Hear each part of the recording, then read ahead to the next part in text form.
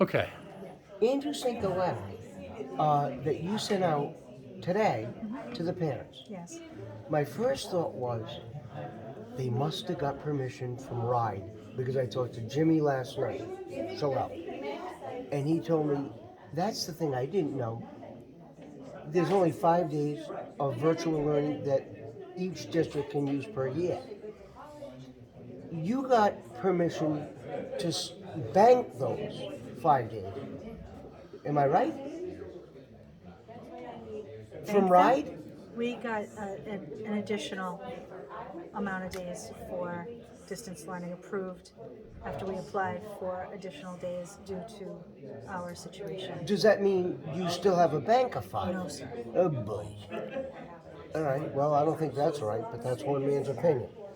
All right. The cause of the delay, which I already know about, the heating coil, et cetera, et cetera.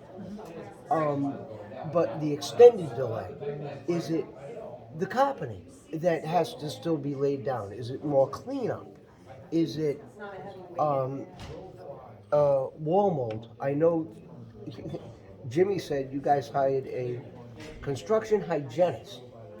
An environmental hygienist. Yes. Okay, well, Jimmy, yeah. What did they find in the walls, or did they? So the reason for the delay essentially is for time to do it well. The extent of the damage did go from all 3 floors. I knew that. He told So me that. if you think about water and the way water falls, it falls into the ceilings, it falls into the walls as it comes down. So the 3rd floor is what it is. It did have water. Some of those areas need to be pulled up. The carpets have already begun to be pulled up. Some of the structures. Have you been in the building? I have not. So, I have. No, ever. Like Oh, even, ever, yes. ever. But never upstairs. Holy Okay, dog. so even in the common areas, there's some structures in the hallways, like banks of common area things. Those are all Right. being pulled out. We found that those can't be there. The carpets all being pulled out. We needed to inventory and log all the things that were lost due to water. We needed to get curriculum back. But really, though, we need to reclaim as many rooms as possible. How many were lost about? I know the one where it started. I know that's one. So there's the loss of the room that it started in the adjacent room, and then the subsequent room under it are the most impacted rooms. Right, which would be the furthest away from the main office on the main office side of the building, that wing, Correct.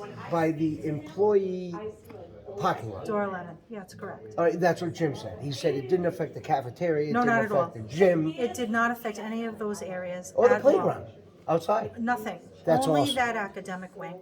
So we do have a plan for reentry. It involves grouping students together while those rooms get reissued to us. Right, Right. that So- is redone. Correct. So the long-term plan of this is not going to happen in 2 weeks. In 2 weeks, they are going to completely cut the walls where the moisture rose to. They did an environmental study. They did a moisture test. So cut the walls to where the moisture rose to. Re-drywall those walls. Patch them skim coat. Will they have a final coat of paint on them? Probably not, right? But will they by the time we come back? But it'll be safe, it'll be dry, it'll be warm, and for the students to return. So if we can reclaim the use of rooms, that would be phenomenal for the students so they can re-enter their school. So what we I know saw- that's your priority. We gotta get kids I back. want the students back. So what we learned today is many of the furniture structures, except for a few rooms, were intact. So we have a cleaning crew coming in, a restoration cleaning crew coming in to clean and sanitize. Phenomenal news that not a lot of that furniture was lost at all. Student materials and student belongings not lost. The way the water fell was just remarkable. It didn't hit a lot, but when the water comes down from the 2nd to the 1st floor, it saturated the ceiling tiles, it saturated the insulation, and it saturated the wall space. So some of the walls do need to be removed from floor to ceiling, but not all of them. Some of them only need a couple of, maybe a foot cut up to be repatched, and some of them came out unscathed. Now, you were given a lot of credit at last night's city council meeting because of your, let's just say, anticipating potential damages to the building. You were actually, according to the city council meeting, you had actually done a tour already of the facilities to make sure after the weekend that they were intact. Yet somehow this happened Yeah, pretty much as you were leaving the building, a coil was bursting literally and did this. It was probably during our check, it probably was in the process of bursting, right? But the evidence of such Right. was not immediately seen. So our safety checks and our building checks during cold spurts of weather are for heating and therefore to just make sure that the buildings are intact. The heat was functioning at this building. The heat was functioning and the immediate effects were not seen. However, at 6 o'clock that following morning, received that phone call, and then at And 6:20, you're like, you gotta be kidding me. at 6:20, I received a follow-up saying you've got to come. So on go the quick close and run off to the I know, I would have school. said, oh, wonderful. Is that standard procedure during difficult weather? You go into the building, or you have your team go into the building and do they a real they do hands-on heating check? checks to make sure that we don't have any heating issues. And we also called in during the previous days. We had the custodial staff come in even earlier than they typically do to do a heating check in the event we had to reboot a system. And that was Monday morning. Correct. Wow. Right, okay. Can you talk a little bit about tonight? Because there's some major, you folks tackled some major issues tonight. The first and most obvious is that there is now approval from the school board for an architectural firm to do first stage, if you will, development of the unified school. Is that a? Stage 2. Stage 2? Yes. Okay, so what encompasses broadly, what encompasses stage 2? Schematic design.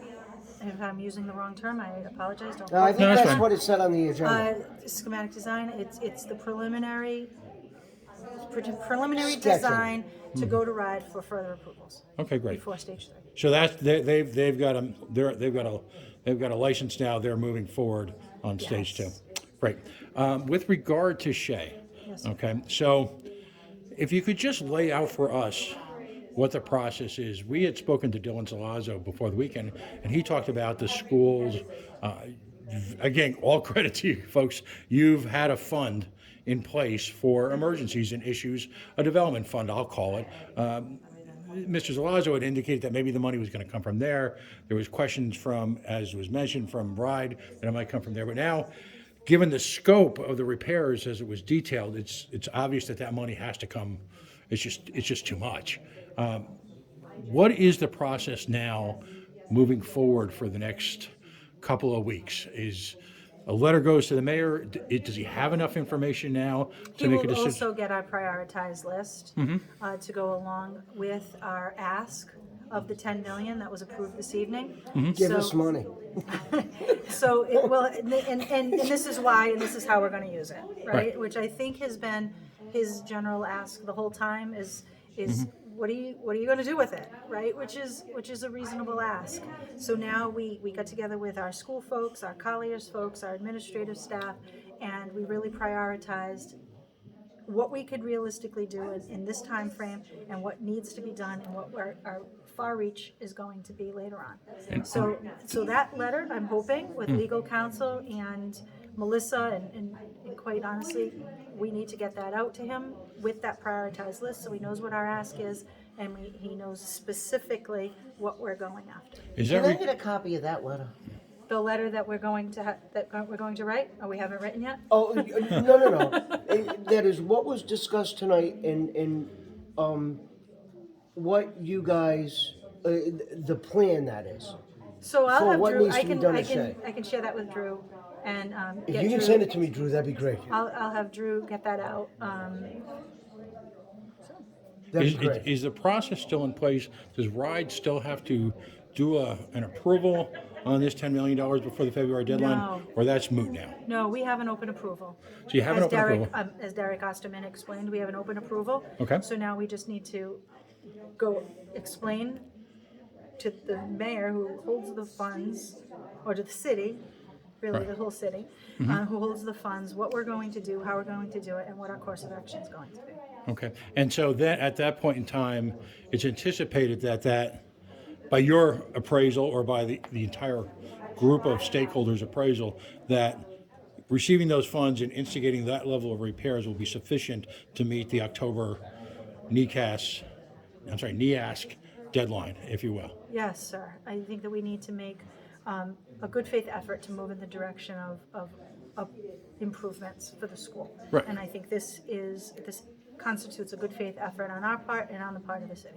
In a very real sense, NEASC is not looking for perfection, they're looking for movement. That's my understanding Correct. of reading the report. Correct. All right, so at that point in time, got all summer to do the work, crisis averted, and then move forward with an analysis of the Shea situation, whether or not in fact it is going to be a long-term education solution, that facility for Pawtucket, while simultaneously getting movement on the unified high school. Is that a fair statement after October? I think that's a fair statement.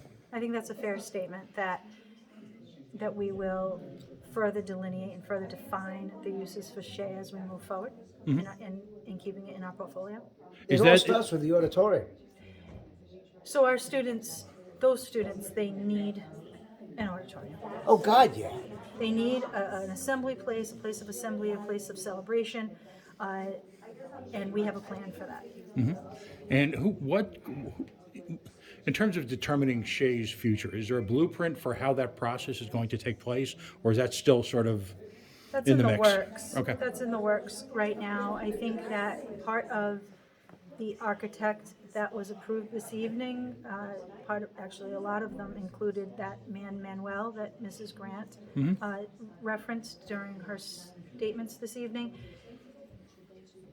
Manuel is a long-range educational planner, so I think we're hoping to tap into his expertise to really define options for us moving forward to keep Shea in our portfolio. What's his last name? I missed it. I was out interviewing the soccer player. So, on camera and everything, right? So, It's okay. I don't remember his last name off the top of my head. That's all right, because I'll ask Jay or Joanne or whatever. The only question I've got left is, what do you think, why was Jonathan Levy Associates and DBL chosen, and your thoughts about them as the firm to build a new high school, or to design the new high school? They put a quality package together that was reviewed by all the participants, and their explanation of their package and their explanation of their work seemed to impress the participants. Meaning, what you're saying is, talk to a school committee member, because I didn't decide, the school committee did. Am I right? We were part of a committee, Oh, okay, then, so it was a school committee and yourself. the facility subcommittee. Well, actually, yes, the facility Right, with Terry subcommittee. Mercer and Dylan, et cetera, teachers. I'm all set. Anything, now that we've started to begin to move past the crisis, if you will. Yes. You had a great story tonight about a young man who looks like he's going to be able to facilitate a pretty good GPA and soccer to getting into a It's great. exciting for Darius, absolutely. Any other good news you'd like to share? You have any events coming up that parents should know about? And if you don't know now, just let us know, because it'd be nice to get past the crisis du So jour. we'd like to get past the crisis. It's been the focus because I wanted to open our schools for our students. Getting past that crisis, you know what, we can send that out, because at this moment, Mr. Ford, I think You're good. yeah. You're all set. Well, again, thank you for the transparency. Thank you for the time. I appreciate a couple of times this week where we've had a chance to chat and just hopefully disseminate challenging information, but with a positive take, because things are moving. Fair enough? Fair enough. Great. Thanks. Have a great night. Thank And you. I'm sure somehow we'll talk soon. I'm thinking so.